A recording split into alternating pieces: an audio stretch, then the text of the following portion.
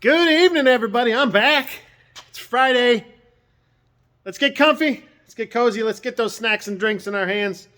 And let's get to talking about some of these cars, shall we? Welcome back. For those of you who are just now tuning in, go ahead and subscribe to the channel. You're going to enjoy it. I know a lot of you already do. So get subscribed, get notified, and start liking some of these videos so that I feel good about myself. It's really about validation for me. I want to feel good, so do that stuff for me and me alone. All right. Hey, I'm an honest YouTuber. All right, I'm an honest YouTuber. Am I a YouTuber? Is that what I am now? I don't think I'm that yet. I'm not there yet, but we're on our way. Anyway, let's get to these cars. That's what we're here for. We're here to talk about these automobiles. And let's start with the Defender 90 project. Yet again, this week, more Defender 90 stuff. Now, Christian has been on point with this truck. This has been his project to tackle for sure, and he has been diligently knocking it out. Lots of paint work this week. So he did a lot of paint work stuff. We had a little bit of problems. The owner initially had gotten some paint for us, some touch-up paint, some correction paint. He bought good stuff. It was PPG. It's quality paint. No complaints there. Good stuff. However, it wasn't even close on the I mean, it was white, but it didn't match. It just didn't match.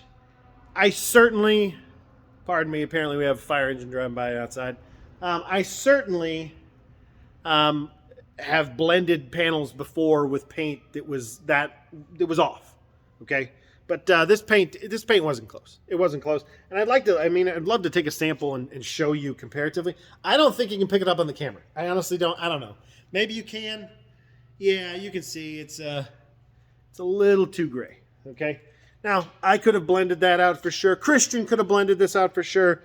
But boy, we would have been painting a lot of this truck to make that blend happen. So we want to minimize how much of the panel we're actually throwing paint on. So Christian went out and he got a better blend on the paint this week. And I think the results are good. He repaired right over here. The blend came out to about here. He's good there. He did this windshield mount up here. He's done a couple other spots on his roof panel up here he's done. There's a few other places he's done. Good. They're looking good. He's got to polish them out now, but he's got to polish out most of the truck still. So that's what's next is polish, polish, polish. The other thing he cracked in on this week was this rear door.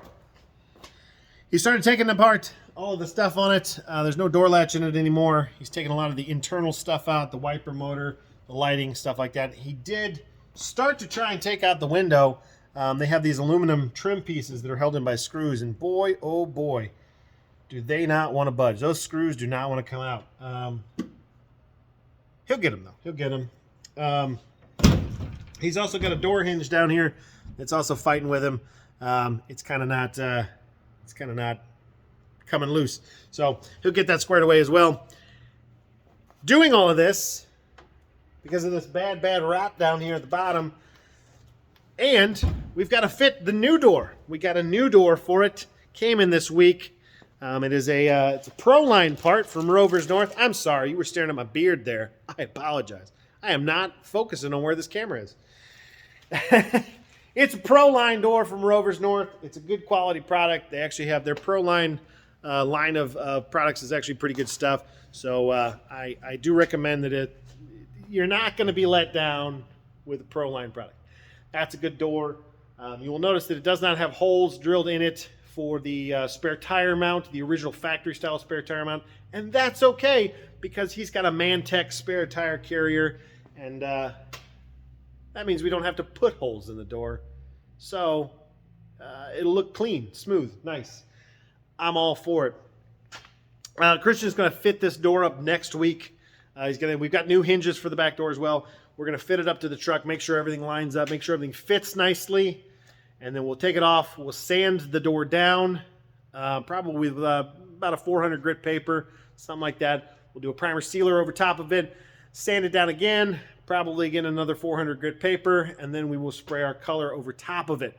The color that we have is a single stage, and like I said, it's a really, really good match right now. So I don't think that we're going to have to do anything other than just spray the color and then cut and buff on it. So it should look good. We'll get everything done, get that door hung up. Maybe next week, maybe. I'm not going to push him on it.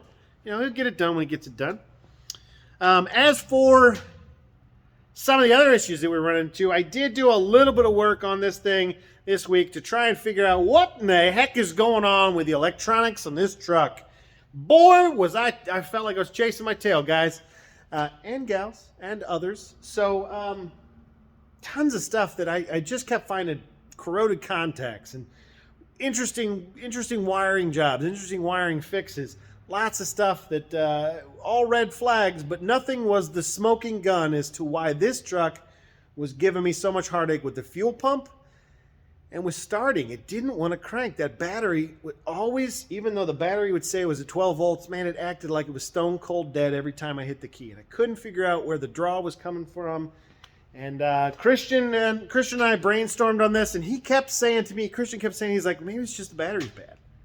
And I was like, man, it's a brand new Odyssey battery for this thing. The chances are so slim.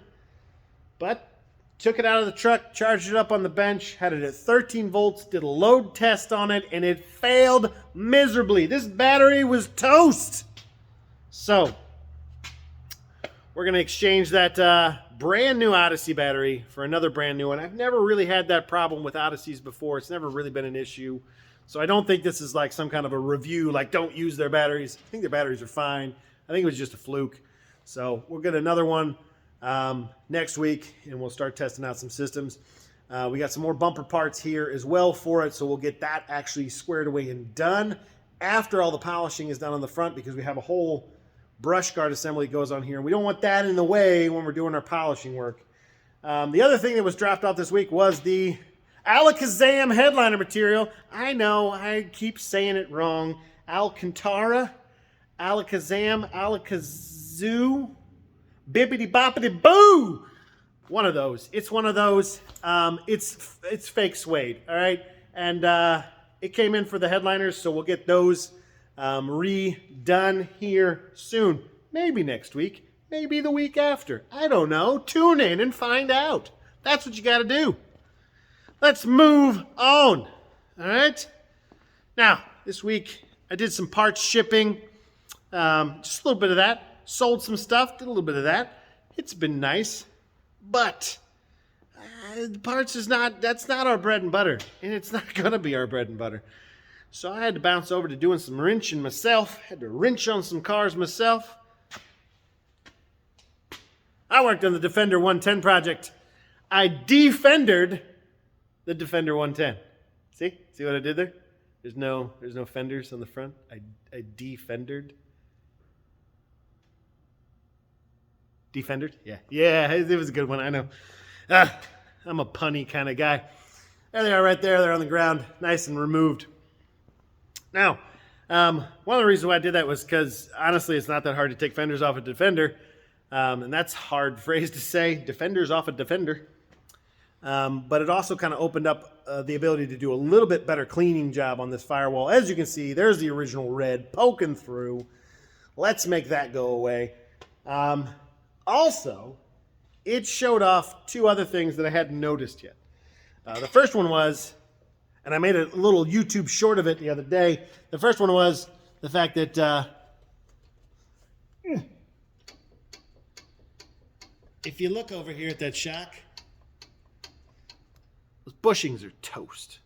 So, we're probably going to be doing front bushings on this, maybe some other front suspension work while we're here. I got a good look at the front brake calipers. They're not too happy either, so we'll probably be replacing those as well.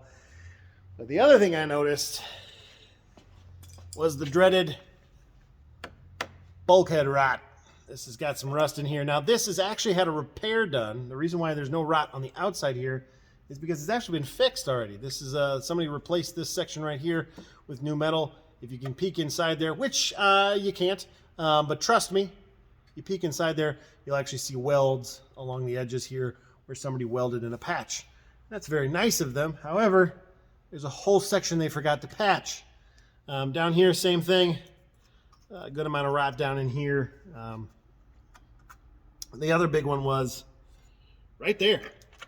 So right in here, somebody glued a new patch. They glued it over the old rusty one. Now that's not a common or not an uncommon way of fixing things. It's super, super common to see it in the resale industry when you're reselling cars. A lot of people will just glue metal over the rust. This is why a pre-purchase inspection is always a good idea, because they would have caught that, hopefully. Anyway, it's not the worst thing in the world to find, but we're gonna take care of this. There is a mount that originally went right here. It holds the inner fender on, so we're gonna want that back. Or we could run without inner fenders, which would be cool too. It wouldn't. It'd be really messy. So we've got some work to do on the firewall here, some work to do on the front suspension, but we also received the kit from Quick Draw to do the conversion. All of the parts are here. I laid them out on the bench.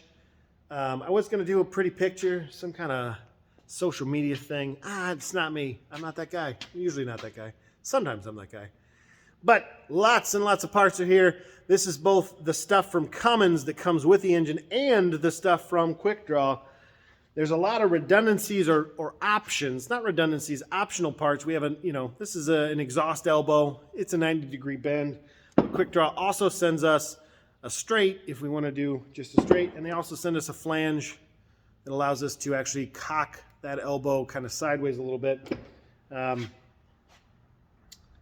Gives you some options. So we've got all that here. We're going to do our mock-up of the engine in the car, since we need to get the motor mounts welded in. The motor mount kit that comes from Quick Draw is a universal kit. Vaguely universal. They have various different universal kits. It's what's known as the wide mount kit.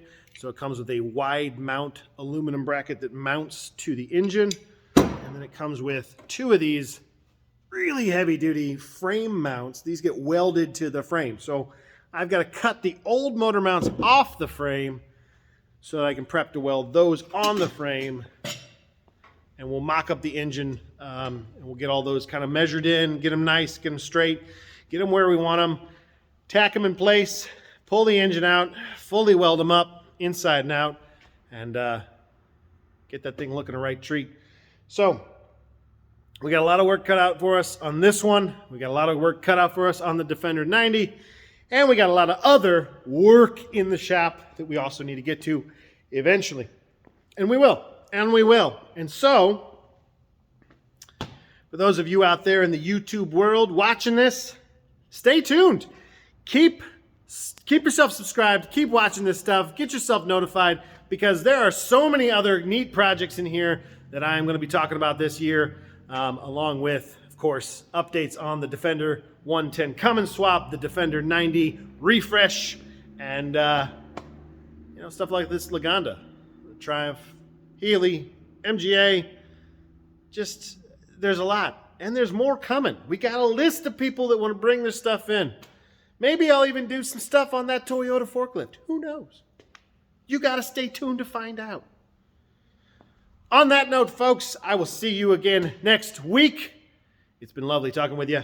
I hope you have a wonderful week, and I hope you have a wonderful weekend. Bye.